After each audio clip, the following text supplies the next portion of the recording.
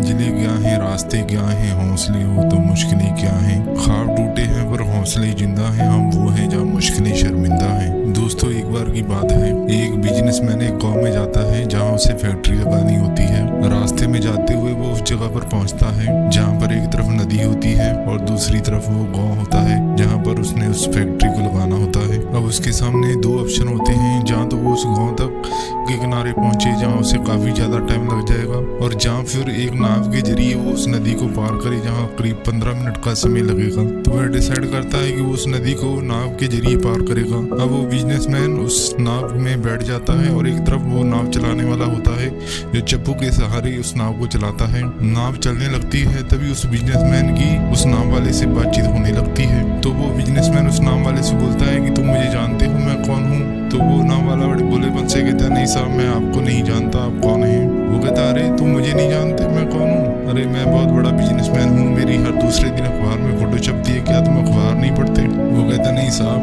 मैं अखबार नहीं पढ़ता, मैं बहुत छोटा सा था जब मेरे पिताजी चढ़ाई कर गए थे, पढ़ाई लिखाई का मुझे टाइम नहीं मिला। वो बिजनेसमैन कहता है, अरे तुम पढ़े लिखे नहीं हो। वो कहता नहीं साहब मैं पढ़ा लिखा नहीं हूँ। वो कहता अरे ऐसी जिंदगी का क्या फायदा। ये बात सुनकर उस नाव वाले को बड़ा दुख होता है और वो मन ही मन बड़ा उदास और शर्मिंदा होता है। तभी नाव आगे बढ़ती है। वो बिजनेसमैन उस नाव वाले से बोलता है कि वो जो सामने जगह तुम देख रहे हो उसमें एक दिन बहुत बड़ी फैक्ट्री लगेगी जिसमें पानी की बोतलें बनेगी। वो कहता है साहब क्या।